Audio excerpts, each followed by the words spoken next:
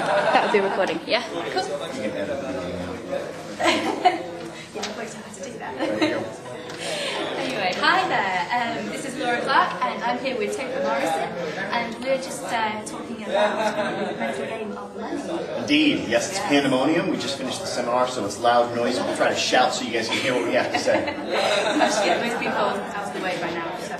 Cool. So, Topher, what I haven't explained to you yet is that I saw you maybe 5 or 6 years ago, and something you said captured my imagination, and that was about tithing. Now, you told some stories about tithing back then. I did. And you got us. Do you remember you had those like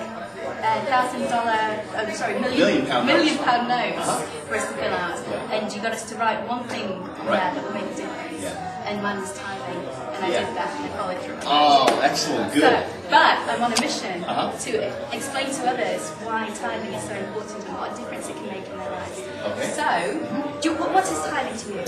For me, tithing is the ability to manifest into reality the stuff that people talk about. It's the difference between walking versus just talking. Because a lot of people talk about prosperity, they talk about abundance, they talk about, coming from a space in the right place and whatnot. But then when it comes to tithing, they get all cheap and they get chintzy. And the fact is, that's like one of the oldest strategies for wealth creation out there, is the ability to give back. And the way it works often, the whole thing from tithing, the word tithe means 10. And 10 was the magic number of increase in ancient times.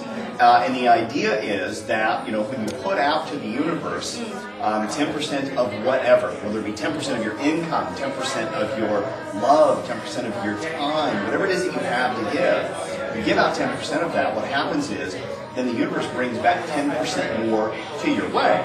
And so the story, do you want me to show you the story? Please do, yes. So the story was basically, I'd known about tithing for quite some time, and I kind of tithed sporadically. And the problem with sporadic tithing is it creates sporadic results, both for you and the recipient. Yep. And so I was kind of doing it, and I kind of wasn't.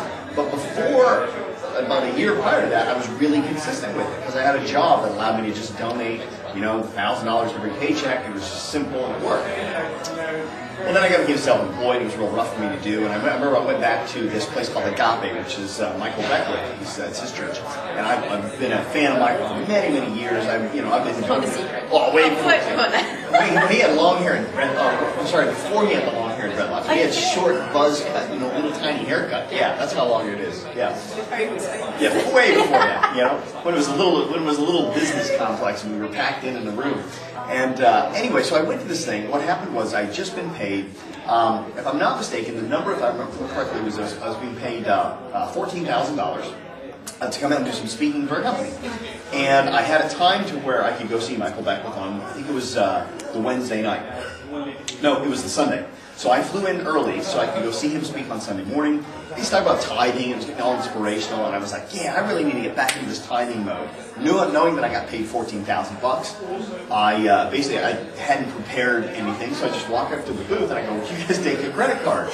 And they go, well, sure, we can take that. And I go, here, charge $1,400. And he's like, really? I'm like, yeah, take $1,400. And the guy was all excited, and I just felt so good to get out $1,400 like that. It was kind of weird doing it on a credit card, but it worked. And I kid you not, the next day, I go back to my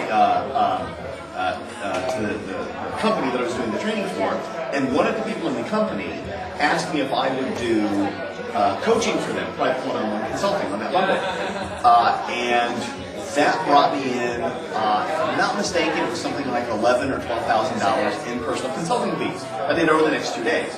Well, then Wednesday, Michael had some services, so I come back on Wednesday. I'm $12,000 richer after I just gave him $1,400. So I went up to the same guy at this tithing table and I go, hi, remember me from Sunday? And he goes, yeah. And I go, take another $1,200. And he goes, really? And I go, yeah, I just paid $12,000 in the last 2 days. Pretty good rate of return. And he's like, okay, charge us another $1,200. I walk away feeling awesome, And Thursday comes around, I go back into the training room. I was there for a week, basically. I kid you not, the next day, right after I tied the $1,200, another one of the employees from the company came up and asked me if I would do some more one-on-one coaching for them. I think that one brought me like $9,000 for the next Thursday and Friday. I'm like, damn, this is awesome. So Sunday rolls around. I go back to church. I'm supposed to fly out that afternoon. So I'm in church Sunday morning, walk up to the guy, I go, remember me? And he goes, yeah. I go, take another $900. And he goes, what do you do? You know, and it was just this really cool thing to see the wealth come in each and every day. So I popped down another $900 because I made $9,000. And I'm thinking my rate of return is awesome.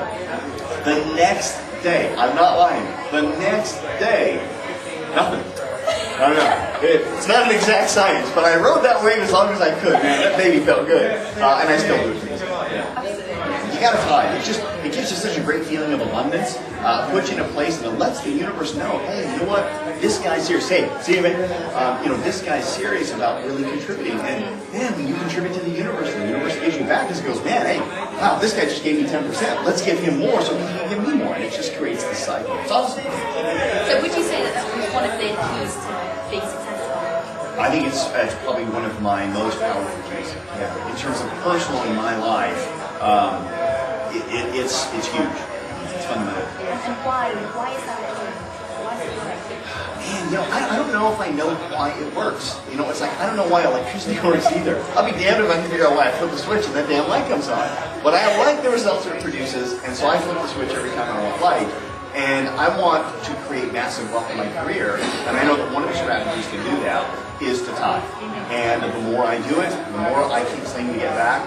And I think, here's the thing. One of the keys, though, to make it work, we tithe for all the wrong reasons in our countries. Guilt. Yeah, guilt. That's the number one thing, right? That's why they pass the basket around at church, and you feel like an idiot if you don't put some money in. So, you dig in your pocket, and you keep your fist closed if it's coins, and you drop it down so nobody can hear the clink, But if you got a 20, you pull it out, and you're like waving around, so you go, oh yeah, I'm giving a 20, aren't I generous? And that's the wrong thing. It's not to be done from ego and greed and guilt, or ego and guilt. It should be done from a place of love. And it also should be done privately, which is a little bit weird now that I'm bragging about it on TV. But it's a good story, and it's helping other people too. Exactly, but I don't reveal. I'll share with you this. One time, many years ago, I put on my brochures that 10% of all of my proceeds go to the following charities. Didn't do good because it is a sacred process. You're really not supposed to be bragging about it. So now I don't publicize what I do. But if people ask, I'm happy to tell them. It's not now. That's not a brag sheet.